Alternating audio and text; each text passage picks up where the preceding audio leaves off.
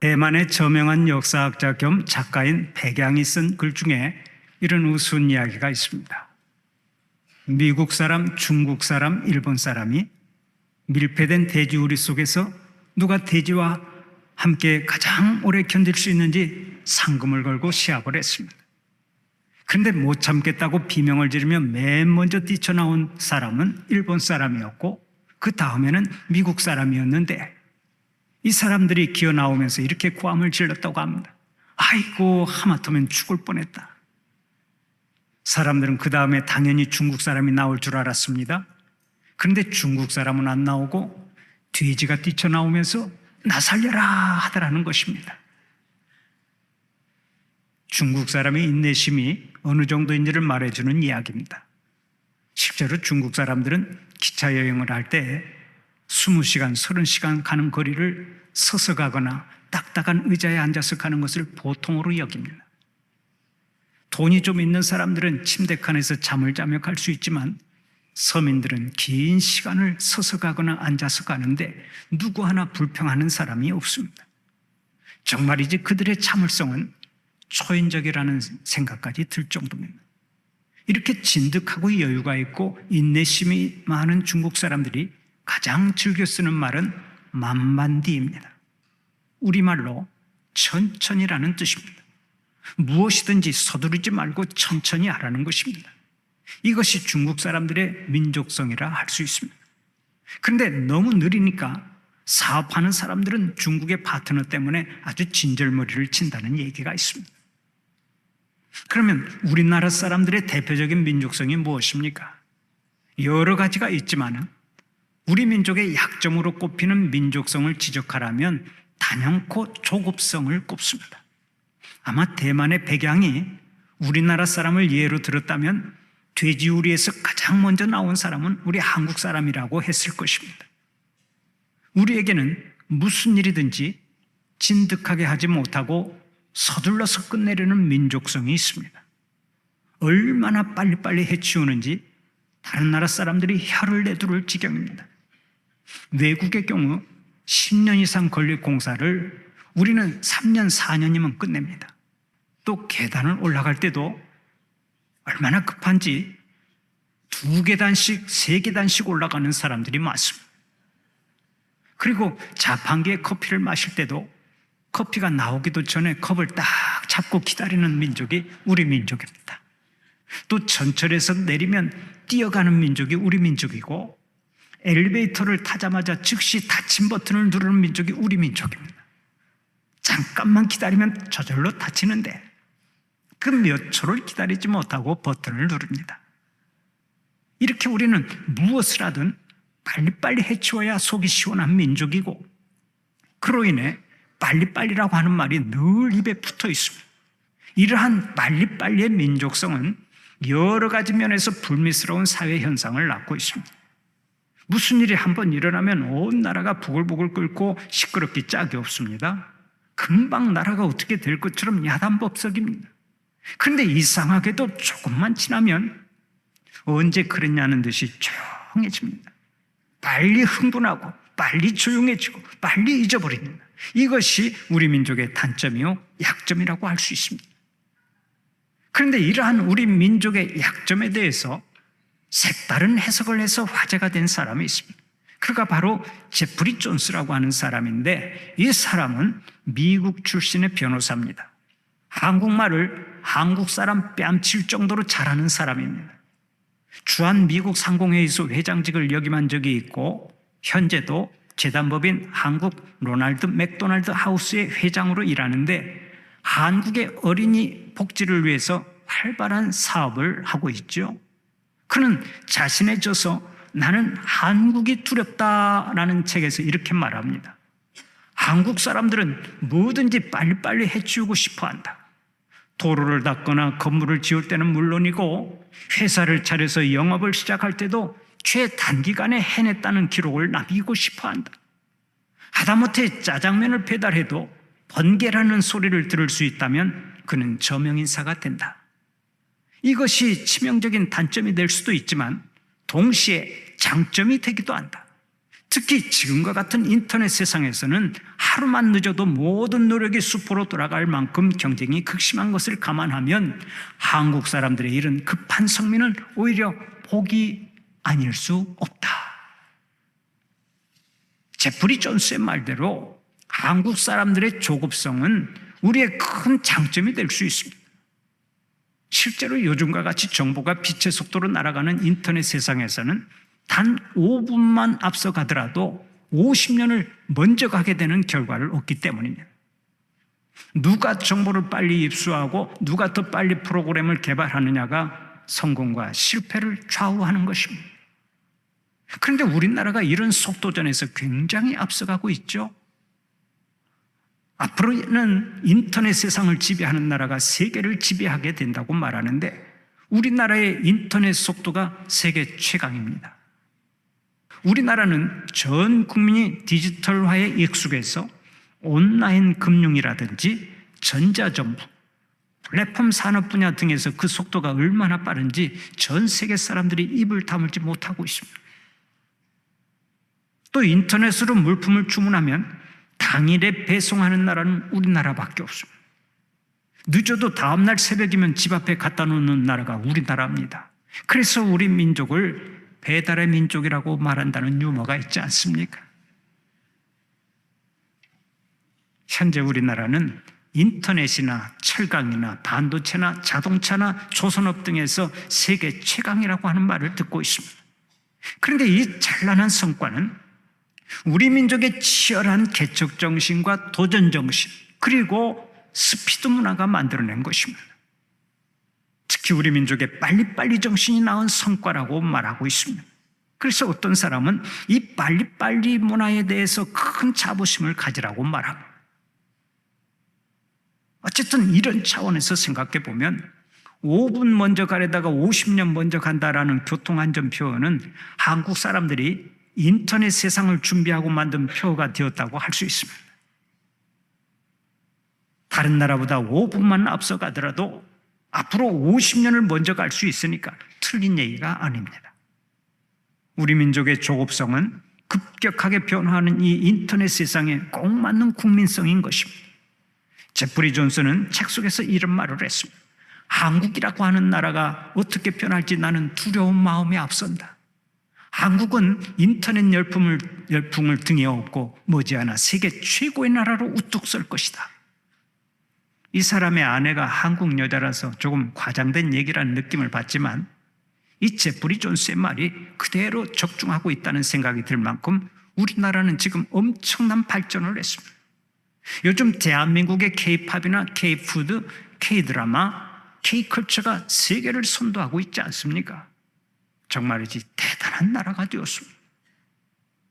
그런데 제프리 존스가 말하는 조급성, 다시 말해서 생각이 나면 즉시 결정하고 곧바로 행동에 옮기는 우리 민족의 이 국민성이 성경의 가르침과 꼭 부합되는 것이 아닌가 하는 생각을 합니다. 오늘의 본문을 보면 예수님께서 사람들에게 이렇게 말씀하십니다. 너희는 나를 따르라. 주님을 따르기로 마음먹은 사람에게 따라오려면 빨리 따라오라 하고 촉구하십니다. 주저하거나 미루지 말고 즉각 따라오라고 말씀하십니다. 그런데 본문을 보면 어떤 사람이 이렇게 말하죠. 예수님, 제가 예수님을 따라가기는 하겠는데 지금은 안 되겠습니다. 조금만 기다려 주십시오.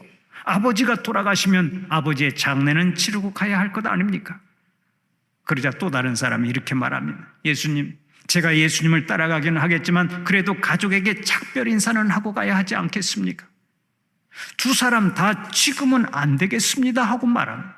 그때 주님께서 뭐라고 말씀하셨습니까? 오늘의 본문 62절을 통해 이렇게 말씀하십니다. 손에 쟁기를 잡고 뒤를 돌아보는 자는 하나님의 나라에 합당하지 아니하니라. 이 말씀은 무엇이 중요한지를 알았으면 절대로 뒤돌아보지 말고 즉시 따라오라는 것입니다. 마음을 먹었으면 미루지 말고 빨리빨리 행동에 옮겨라. 바로 지금 해라 하는 것이 우리 주님의 요구사항입니다. 여러분, 이 요구가 우리 민족의 국민성에 얼마나 딱 들어맞는 말씀입니까? 우리 한국 사람들의 입맛에 아주 꼭 맞는 말씀 아닙니까? 저는 우리 한국교회가 이렇게 급성장한 데에는 우리 민족의 조급성이 크게 기여했다고 생각합니다. 주님께서 나를 따르라 하고 말씀하셨을 때 우리 믿음의 선배들은 예 주님, 즉각 주님을 따르겠습니다 하고 응답해서 오늘의 큰 부흥을 가져온 것입니다. 만약에 주님 조금 생각해 보겠습니다, 다음에 따라가도록 하겠습니다 하고 느긋하게 응답을 했다면 오늘의 한국교회가 이렇게 부흥할 수 있었겠느냐 하는 말씀입니다. 신앙생활에 있어서만큼은 조급성을 가지고 화끈하게 응답하는 자가 복을 받고 크게 부흥하게 되는 줄 믿으시기 바랍니다. 마태복음 4장을 보면 예수님이 제자들을 부르시는 장면이 나옵니다. 어느 날 예수님이 갈릴리 바닷가로 나가셨습니다. 거기서 고기를 잡던 베드로와 야고보와 요한과 안드레를 불러서 말씀하셨습니다. 너희는 나를 따라오너라. 그러자 이 사람들이 배와 그물을 버려둔 채 즉시 예수님을 따라 나섰습니다. 일체 변명이나 주저함이 없었습니다. 바로 이 신앙이 위대한 역사를 만들어낸 것입니다. 주님께서 부르실 때 주님 잠깐만 생각해 보겠습니다, 조금만 시간을 주십시오 하고 머뭇거리면 실패하기 쉽습니다. 그러나 주님께서 부르시고 사명 주실 때 무조건 예 하고 나서는 사람은 반드시 승리합니다. 베드로를 보십시오. 베드로는 예수님이 특별히 사랑했던 제자입니다. 12명의 제자 중에서 가장 총애를 받았던 수제자입니다. 예수님께서 얼마나 사랑하셨던지 그에게 천국의 열쇠까지 주셨습니다. 여러분, 베드로가 무슨 이유로 그렇게 사랑을 많이 받았다고 생각하십니까? 우리가 잘 아는 대로 베드로는 공부를 많이 한 사람이 아닙니다. 공부를 많이 한 것으로 수제자를 뽑기로 했다면 틀림없이 베드로는 예선 탈락했을 것입니다. 그렇다고 출신이 좋은 것도 아닙니다. 가난한 어부 출신입니다. 또 성격이 좋은 것도 아닙니다. 좌충우돌 부딪히기 잘하고 불같은 성격을 가진 사람입니다. 그런데 베드로가 왜 다른 제자들을 다 제치고서 예수님의 총애를 받게 되었습니까? 그것은 다름 아닌 베드로의 단순하고 급한 성격 때문이었습니다. 베드로를 보면 참 재미있습니다. 베드로는 예수님이 무슨 말씀을 하시든지 항상 제일 먼저 손을 들었습니다. 손부터 들고 생각한 사람이 베드로입니다. 예수님께서 무엇을 물어보시기만 하면 무조건 저요 하고 손을 들었고, 이것 좀 할 사람 하고 우리 주님께서 물어볼 때 저요 하고 제일 먼저 손을 들었던 사람이 베드로입니다. 항상 그런 식이었기 때문에 베드로는 실수도 많이 했고 자신이 맡은 일에 책임을 지기 위해서 고난도 감수해야 했습니다. 한 번은 예수님께서 이렇게 말씀하셨습니다. 너희는 나와 함께 십자가를 져야 한다. 십자가를 나와 함께 질 수 있겠느냐? 그때 베드로가 무엇인지도 모르고 예 주님 제가 십자가를 지겠습니다 하고 말해버렸습니다. 그리고서 나중에 자신의 말대로 순교의 가야 했던 사람이 베드로입니다. 베드로가 로마에서 복음을 전하다가 핍박이 심해지자 로마 성을 벗어나 도망가게 되었습니다. 그가 막 언덕을 넘어갈 때 예수님이 나타나 물으셨습니다. 베드로야, 너 지금 어디로 가는 거냐? 십자가를 지고 나를 따라오겠다고 하더니 지금 어디로 도망가는 거야? 그 순간 베드로는 옛날의 맹세를 상기하게 되었습니다. 주님, 제가 죽기까지 주님을 따르겠습니다 하고 손부터 들고 맹세했던 것을 기억한 베드로는 즉각 걸음을 돌이켜 다시 로마로 향했습니다. 그리고는 그곳에서 십자가에 거꾸로 못 박혀 피를 토하고 순교했습니다. 결국 베드로의 성급한 결단이 고난을 자초하고 순교를 가져왔다고 할 수 있습니다. 그러나 그로 인해 기독교의 역사가 달라졌죠. 온 세상이 그리스도의 나라로 뒤바뀌게 되었습니다. 주님의 이름을 높이게 되었습니다. 그리고는 천국의 열쇠를 지는 영광을 얻게 되었습니다. 여러분, 주님의 큰 일꾼이 되기를 원하십니까? 그러면 베드로처럼 먼저 예부터 말하고 주님을 따라가시기 바랍니다. 옳은 일이고 주님의 말씀이라면 무조건 예부터 말하고 따라가세요. 마음에 감동이 오면 뒤로 미루지 말고 즉각 행동에 옮기세요. 그래야 뭔가를 이룰 수 있고 주님의 영광을 높이 드러낼 수 있는 것입니다. 우리나라에 성도들이 많은데 어떤 사람은 10년, 20년, 30년 예수를 믿고서도 항상 뒤처져 있는 경우가 있습니다. 다른 사람들은 예수를 믿으면서 능력을 행하고 날마다 귀한 역사 펼쳐나가는데 혼자서만 무능한 사람으로 뒤처져 있습니다. 도대체 이유가 어디에 있습니까? 그것은 마음에 감동이 올 때 항상 뒤로 미루기 때문입니다. 즉각 행동에 옮기지 못하고 자꾸 미루면 신앙생활에서 승리할 수 없는 것입니다. 오늘의 본문을 보면 예수님을 따라가려다가 실패한 사람들이 나오는데 그 중에 한 사람은 물질에 집착해서 예수님을 즉각 따라가지 못했습니다. 본문 57절을 보면 한 사람이 이렇게 말합니다. 주님께서 어디로 가시든지 나는 따르리이다. 그때 예수님께서 이렇게 말씀하셨습니다. 여우도 굴이 있고 공중의 새도 집이 있으되 인자는 머리 둘 곳이 없도다. 예수님을 따라가면 큰 부자가 될 것으로 생각하니까 예수님께서는 그 사람의 마음을 꿰뚫어 보시고 나는 머리 둘 곳도 없이 가난하게 산다 하고 말씀하셨던 것입니다. 무슨 얘기입니까? 예수님을 따르는 목적이 현세적인 부를 얻으려는 것에만 있다면 그 생각은 잘못이라는 얘기입니다. 아마 그 사람은 예수님의 그 말씀을 듣고 예수님을 즉각 따라가지 못했을 것입니다.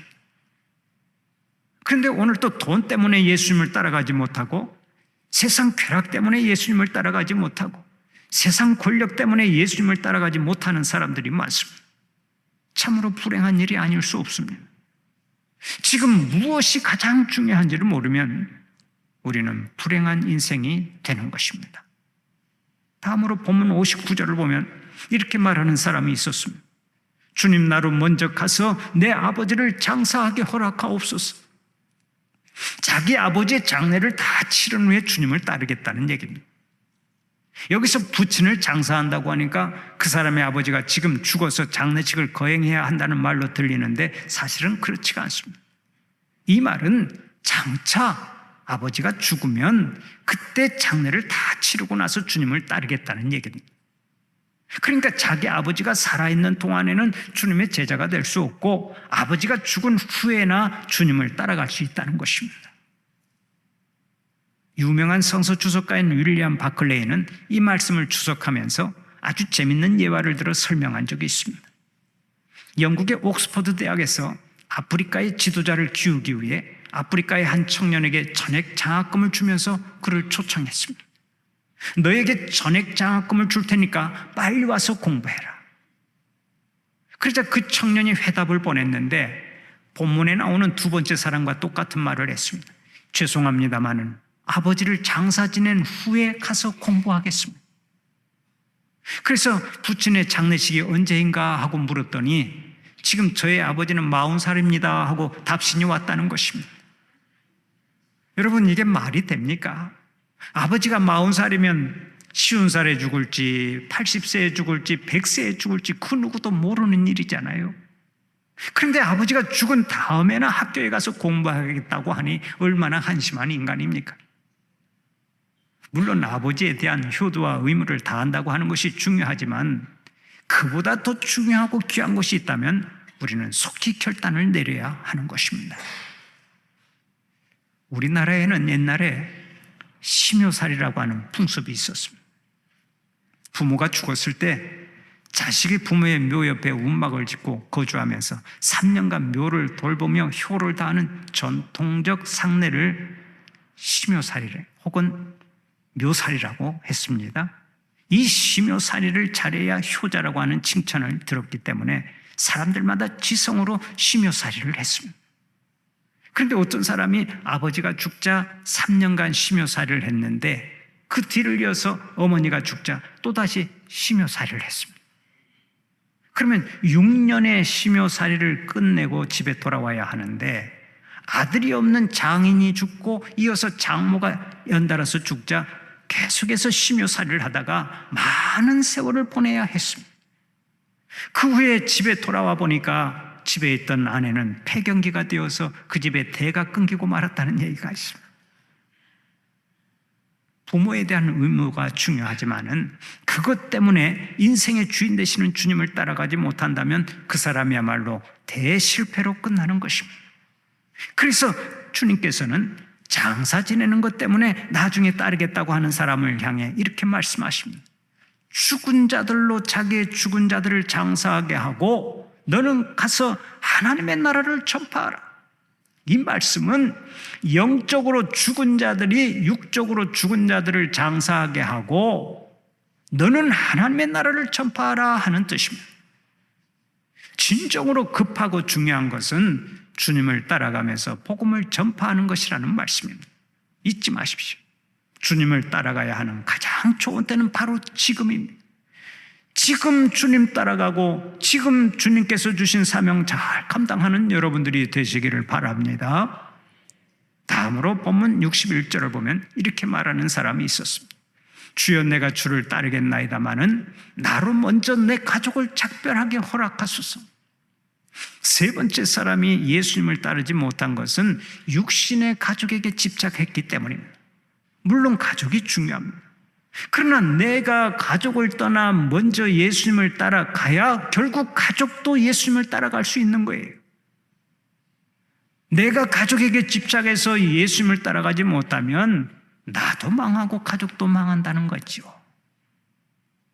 내가 먼저 예수님을 따라가는 것이 모든 가족이 진정으로 사는 길임을 믿으시기 바랍니다. 내가 먼저 예수님을 따라가면 그것이 나의 가족이 사는 길이고 그것이 우리 가정이 복받는 길이 되는 것입니다. 우리 주님 부르시면 그래서 즉각 응답하고 우리 주님을 따라가야 한다는 말씀입니다.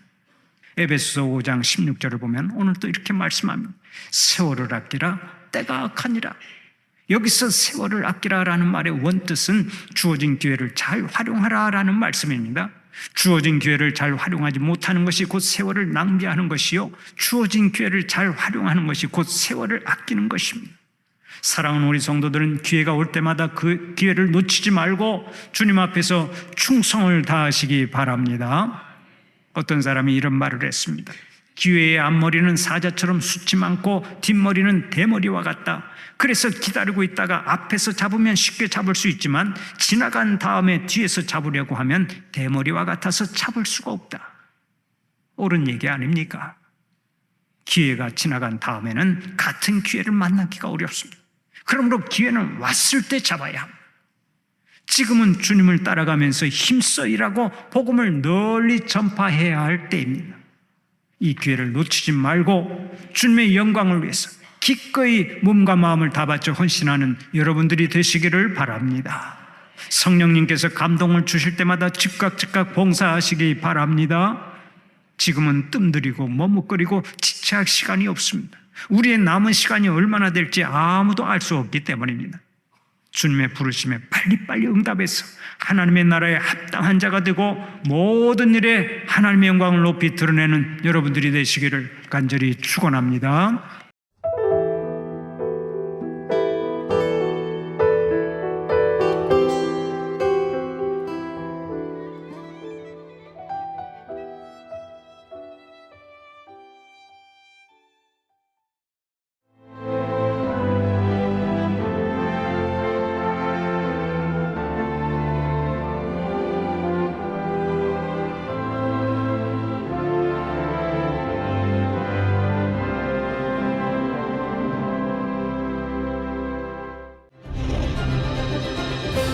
기회는 준비된 도시를 선택합니다.